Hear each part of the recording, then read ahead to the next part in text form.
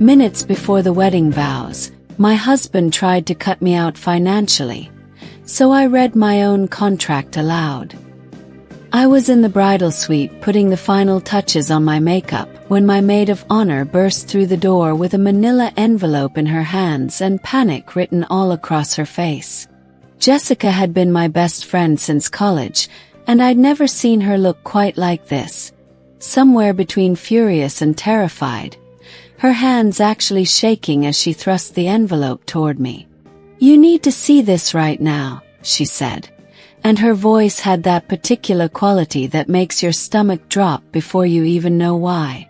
"Dylan just gave this to one of the groomsmen to give to you. He said you need to sign it before the ceremony starts or the wedding is off." I took the envelope with hands that suddenly felt numb, my brain struggling to process what she was saying because this didn't make sense. None of this made sense. We were supposed to walk down the aisle in 20 minutes. Our 300 guests were already seated in the garden. My father was waiting outside the door to escort me. And Dylan, my fiancé of 3 years, the man I'd built a business with, the man who'd proposed on a beach in Santorini and cried when he told me I was the only future he wanted. That Dylan was apparently issuing ultimatums through intermediaries like we were hostile corporations instead of two people about to pledge our lives to each other. My fingers felt clumsy as I opened the envelope and pulled out the sheaf of papers inside. And at first I couldn't understand what I was looking at because the legal language was dense and my mind was already overloaded with wedding stress and emotion. But then certain phrases started jumping out at me, started arranging themselves into a picture that made my blood run cold. Post-nuptial agreement. Separate property. Waiver of spousal rights. No claim to premarital assets or business interests. I had to read it 3 times before the full scope of what Dylan was trying to do actually penetrated my consciousness, and when it finally did, I felt something crack open inside my chest that wasn't quite heartbreak and wasn't quite rage but was somehow both at once and neither at all. This wasn't a prenuptial agreement, which would have been reasonable, and which we'd actually discussed months ago and decided we didn't need since we'd built everything together. This was a post-nuptial agreement that Dylan had clearly had his lawyers draft in secret, and it was designed to cut me out of absolutely everything we'd created as a team over the past 6 years. The business we'd started together in his parents' garage, the tech startup that was now worth $40 million after 3 rounds of funding, according to this document, that was entirely his. The house we'd purchased together 2 years ago, the one where I'd designed every room and negotiated the price down by $30,000. That was his separate property, and I'd have no claim to it. The investment portfolio we'd built, the retirement accounts, the intellectual property for the 3 patents we'd filed jointly. All of it, every single asset we'd accumulated since the day we met, was being reclassified as his sole property that I was signing away any rights to. And the kicker, the part that made me actually laugh out loud in a way that scared Jessica, was the clause that said in the event of divorce, I'd be entitled to exactly $50,000 and nothing more, regardless of how long the marriage lasted or what I contributed to our shared life. $50,000. That's what Dylan apparently thought 6 years of my work, my ideas, my expertise, and my partnership was worth. I looked up at Jessica, who was watching me with worried eyes like she thought I might shatter into pieces right there on the antique rug. "Did you read this?" I asked, and my voice sounded strange even to my own ears. Too calm, too flat, like I was discussing the weather instead of the destruction of everything I'd believed about my relationship. She nodded. "I read enough. The groomsman thought I should look at it before giving it to you. And when I saw what it was, I knew you needed to see it immediately. Emily, this is insane. This is unconscionable. You can't sign this." I stood up, careful not to wrinkle my dress, and walked to the window that overlooked the garden where our ceremony was supposed to take place in 18 minutes. I could see Dylan down there, standing near the arbor we'd decorated together with white roses and fairy lights, laughing with his groomsmen like this was just another normal day, like he hadn't just tried to financially eviscerate the woman he was about to marry. Here's what Jessica didn't know, what nobody knew except me and my lawyer. I'd seen this coming. Not the specifics, not this exact document delivered 20 minutes before our vows, but I'd seen the signs that Dylan was planning something like this for at least 3 months. It started small comments about how he'd been the one with the original idea for our company, how his technical skills were really what made it valuable, how I was more of a support role than a true partner. Then he'd suggested very casually that we should probably update our corporate documents to reflect reality, and when I'd asked what he meant by that, he'd gotten defensive and changed the subject. He'd started having private meetings with lawyers that he wouldn't tell me about, started getting secretive about our finances in ways he never had been before. And then his mother had made that comment at our engagement party about how nice it was that I'd found someone so successful to take care of me, as if I hadn't been working 80-hour weeks alongside Dylan since day one, as if my marketing expertise and business strategy hadn't been just as crucial to our success as his coding ability. So 3 months ago, I'd gone to see Patricia Chen, the best family law attorney in the state and a woman whose reputation for protecting her clients' interests was legendary. I'd laid out everything for her. The business structure, the assets, the concerning behavior from Dylan, my suspicions about what he might be planning. And Patricia had smiled this particular smile she has, the one that makes opposing counsel very nervous, and said, "Let's make sure you're protected." She'd helped me document everything. Every email where I'd contributed ideas to our business, every patent application where my name appeared, every financial record showing my investments and contributions, every piece of evidence that proved I was an equal partner in everything we'd built. And then she'd done something clever, something I hadn't even thought of. She'd helped me create my own postnuptial agreement, one that actually reflected the truth of our partnership and protected my legitimate interests.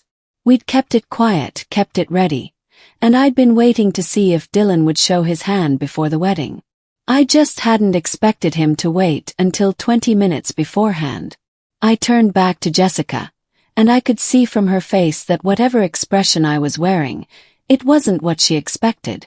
"Get my folder from the bottom of my overnight bag," I told her. "The red leather one with the gold clasp." She looked confused but did as I asked, rummaging through my belongings until she found the folder and brought it to me. Inside was my own postnuptial agreement, the one Patricia had prepared, along with a complete financial analysis of our business and assets that proved beyond any doubt that I was an equal contributor to everything we'd built. I pulled out both documents, Dylan's and mine, and I made a decision that I knew would either save my life or end my wedding, and I was completely okay with either outcome. "Get my father," I said to Jessica. "Tell him there's been a slight delay, but not to worry. And then tell the wedding coordinator that I need 5 minutes at the microphone before the ceremony begins. Tell her it's important." Jessica started to protest, started to ask what I was planning, but something in my face must have convinced her to just trust me because she nodded and hurried out. I took those few moments alone to breathe, to center myself, to remember exactly who I was and what I was worth. I'd built a $40 million company from nothing. I'd negotiated deals with venture capitalists who'd initially dismissed me as the girlfriend who does marketing. I'd worked 100-hour weeks, sacrificed my 20s, postponed having children, and poured every ounce of my intelligence and creativity into building something extraordinary. And I'd done it as Dylan's equal partner, not his employee, not his assistant, not his decorative plus one who should be grateful for $50,000. When I walked out of that bridal suite, I wasn't a nervous bride anymore. I was a CEO who just discovered her business partner was trying to commit fraud, and I was about to handle it the way I handled everything in business, with absolute clarity, complete composure, and devastating precision. My father took one look at my face and knew something was wrong, but he also knew me well enough not to ask questions when I was in this particular mode. He just offered me his arm, and together we walked toward the garden where 300 people were waiting, and where Dylan was about to learn a very expensive lesson about underestimating me. The wedding coordinator had set up the microphone like I'd requested, looking confused but professional. Our guests were murmuring, probably wondering why the bride was carrying folders and manila envelopes instead of a bouquet. Dylan was staring at me from his position by the arbor, and I could see confusion starting to morph into concern as he realized something had gone very off script. His mother was in the front row looking delighted, probably thinking I was about to read some romantic letter or poem. His father, who'd always been kind to me, looked worried. And my own mother was gripping the edges of her chair like she knew a storm was coming and wasn't sure if she should be excited or terrified. I walked up to the microphone with my father beside me, and when I spoke, my voice was clear and strong and carried across the entire garden. Good afternoon, everyone. Thank you so much for being here today to celebrate what we all hoped would be the beginning of a beautiful marriage between Dylan and me. Unfortunately, there's been a slight complication, and I think it's important that we address it before we proceed with any vows or legally binding commitments. I could see Dylan's face going pale, could see him starting to move toward me, but his best man grabbed his arm and held him back, probably sensing that interrupting me right now would be a catastrophically bad idea. About 20 minutes ago, I continued, I received this document from Dylan. I held up his post-nuptial agreement so everyone could see it. This is a post-nuptial agreement that Dylan had his lawyers prepare in secret, and he demanded that I sign it before the ceremony or the wedding would be called off. Now, I want to read you some of the key provisions, because I think it's important that everyone here understands exactly what's happening. I opened to the first page and began reading, my voice never wavering. This agreement stipulates that our business, the tech company that Dylan and I founded together 6 years ago, the company that is currently valued at $40 million, is to be considered Dylan's sole property. Despite the fact that I came up with our core marketing strategy, despite the fact that I negotiated our first 3 major contracts, despite the fact that my name appears on 3 patents alongside Dylan's, I would have no ownership stake in this company. The garden was absolutely silent now. Even the birds seemed to have stopped singing. I continued reading. The house we purchased together 2 years ago, the one where I designed every renovation and paid for half the down payment, that's Dylan's separate property. The investment portfolio we built together, Dylan's separate property. And in the event of divorce, regardless of how long the marriage lasts or what I contribute, I'm entitled to exactly $50,000 and nothing more. I looked up from the document and found Dylan in the crowd. His face was red now, not pale, and he was shaking his head like he could somehow make this stop. Dylan, did you really think I would sign this? Did you really think that after 6 years of being your equal partner in every way, I would agree to be reduced to an employee worth a one-time payment of $50,000? Before he could respond, I pulled out my own folder. Here's what's interesting. I've been working with Patricia Chen, who some of you might know as the best family law attorney in the state, for the past 3 months. Because I suspected Dylan might try something like this, I wanted to be prepared. Patricia helped me document everything. Every contribution I've made to our business, every asset I've helped build, every patent I've co-created. And she helped me draft my own post-nuptial agreement, one that actually reflects the reality of our partnership. I opened my document and began reading from it. This agreement recognizes that Dylan and I are equal partners in our business, with equal ownership stakes and equal decision-making authority. It recognizes that all assets acquired during our relationship were acquired jointly and should be treated as community property. It establishes that in the event of divorce, all assets would be divided equitably based on each partner's contributions, which in our case are essentially equal. I closed the folder and looked directly at Dylan, who looked like he wanted the earth to swallow him whole. So here's what's going to happen, Dylan. You have 2 choices. Option 1. You sign my postnuptial agreement, the one that actually reflects the truth of our partnership and treats us as equals. We go forward with this wedding, and we build our life together as true partners with both of us protected and respected. Option 2. You refuse to sign and we call off this wedding right now. I will take my half of our business, which I am legally entitled to since we founded it together, and I can prove my equal contributions, and I will build my own future without you. Choice. You have 60 seconds to decide. The garden erupted. Dylan's mother was on her feet screaming something about how dare I embarrass her son, how ungrateful I was, how I was nothing without Dylan's genius. Several of Dylan's groomsmen were shouting too, though I noticed his best man and his father were both very quiet and very still. My own family and friends were split between looking shocked and looking proud, and I could see my mother actually smiling through tears. But I kept my eyes on Dylan, watching him process his options, watching him realize that I just outmaneuvered him completely in front of everyone he knew.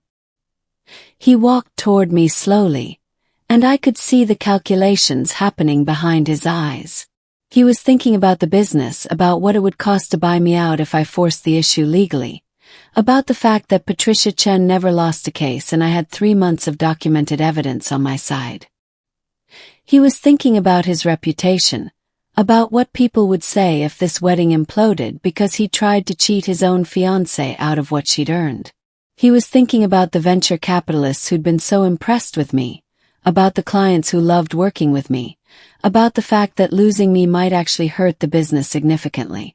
And I could see the exact moment when he realized he had no good options, no way to win this, no choice but to accept my terms or lose everything. "Where do I sign?" he asked, his voice barely audible. I handed him my postnuptial agreement and a pen, and he signed it right there in front of 300 witnesses, his hand shaking slightly as he scrawled his name across the page.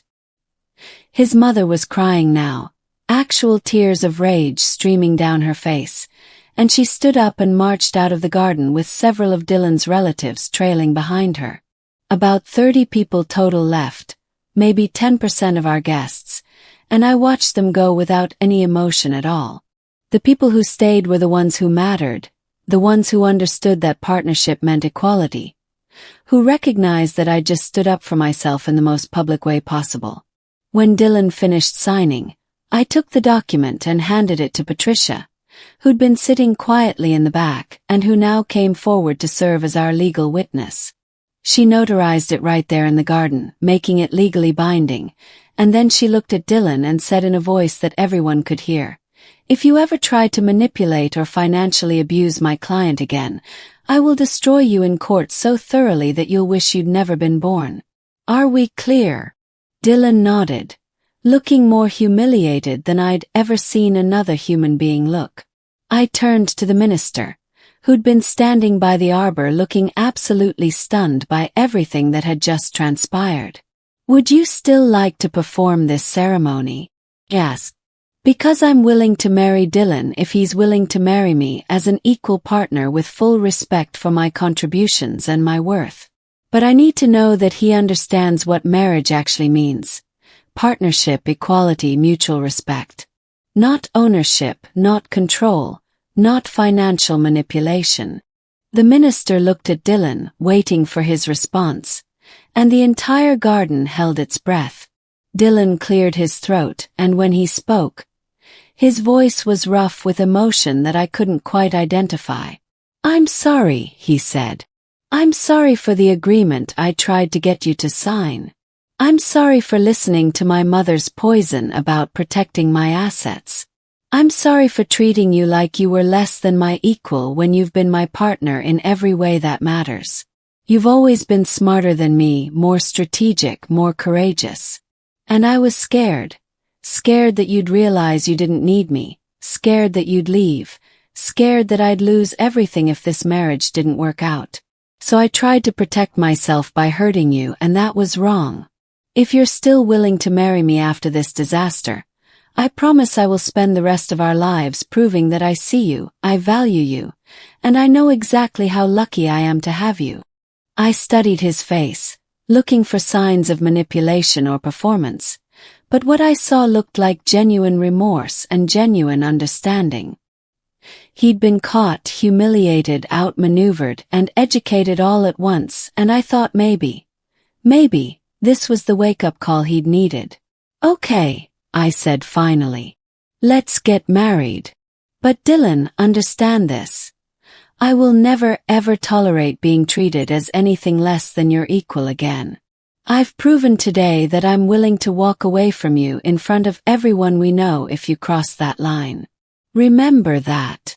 We got married that day in front of the 270 people who stayed, and it was strange and awkward and probably the most unconventional wedding ceremony anyone present had ever witnessed. When the minister pronounced us husband and wife and told Dylan he could kiss the bride, there was uncertain applause that gradually grew more enthusiastic as people processed what they'd just witnessed and decided it was something worth celebrating. My father told me later that he'd never been more proud of me, that watching me stand up for myself like that had been better than any traditional father-daughter dance. My mother said I'd given every woman in that garden a master class in knowing your worth and refusing to settle for less. The reception was surprisingly joyful once we all got past the shock. People kept coming up to me to say they were inspired, that they'd never seen anyone handle a situation like that with such grace and strength, that I was a badass and Dylan was lucky I'd given him another chance.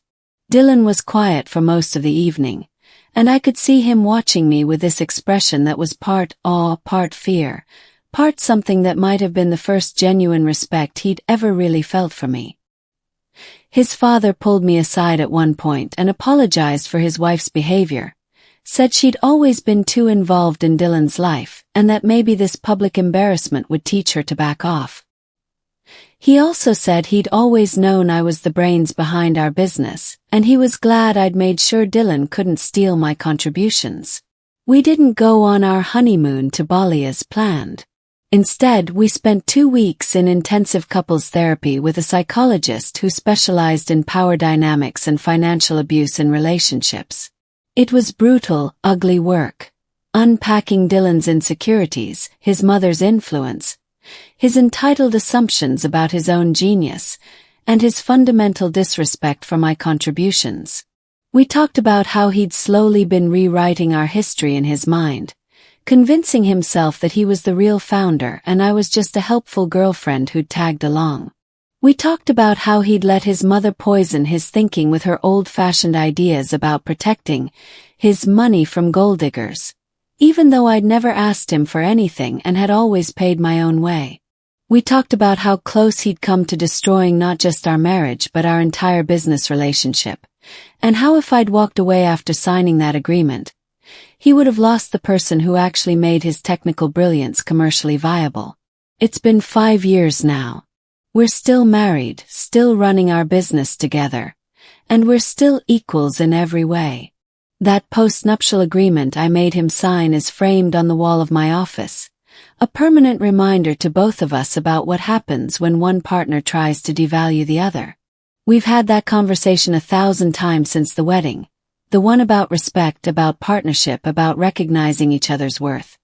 And I think we're finally in a place where Dylan genuinely understands that his success is our success, that nothing we've built would exist without both of us contributing our unique skills and perspectives.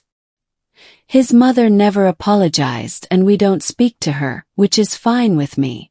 Some people are too invested in their own narratives to ever accept reality, and she'll apparently go to her grave believing that I'm a manipulative gold digger who tricked her poor innocent son. Dylan's father sends us birthday cards and occasionally meets us for dinner, always without his wife, and he's become a genuinely supportive presence in our lives. My own family treats the story of our wedding like legend, the time I stood up in front of 300 people and refused to let the man I loved reduce me to a footnote in my own life story. I still think about that moment sometimes, standing in the bridal suite with Dylan's insulting agreement in my hands, making the split-second decision to fight back instead of quietly signing away everything I'd earned. It would have been easier to just sign it, to avoid the confrontation, to keep the peace and hope everything worked out. A lot of women would have done that. Signed under duress, gotten married, and then spent years either resenting their husband or trying to prove their worth in a relationship where they'd already been legally designated as less valuable. But I'd worked too hard, sacrificed too much, and built too much of myself into our business and our partnership to accept being erased. And I knew that if I signed that agreement, I'd be setting a precedent for our entire marriage. That Dylan could manipulate me, corner me, issue ultimatums, and I'd eventually cave. So I'd fought back, publicly and decisively. And in doing so I'd saved not just my financial future but my sense of self-worth and dignity. And yeah, it was messy and dramatic and probably traumatizing for some of our guests, but it was also honest. Everyone who witnessed that wedding knows exactly who we are and what our relationship is built on. There are no illusions, no false fronts, no pretending everything is perfect when it's not. They know I'm not a woman who will tolerate being diminished. And they know Dylan learned a very public lesson about respecting his partner. The business is worth over $100 million now. And my equity stake is protected by an ironclad agreement that Dylan signed in front of 300 witnesses and a notary. We make decisions together, split profits equally. And both of our names are on every patent, every contract, every major asset. I'm not the support system or the marketing girl or the helpful girlfriend anymore. I'm the co-founder and co-CEO, with the legal documentation and the public recognition to prove it. And Dylan, to his credit, has genuinely evolved. He introduces me as his equal partner. He credits my contributions in interviews, and he's never once tried to pull anything like that prenuptial ambush again. People ask me sometimes if I regret not just walking away that day. If I regret giving Dylan another chance after he tried to financially eviscerate me 20 minutes before our wedding vows. And honestly, I don't regret it.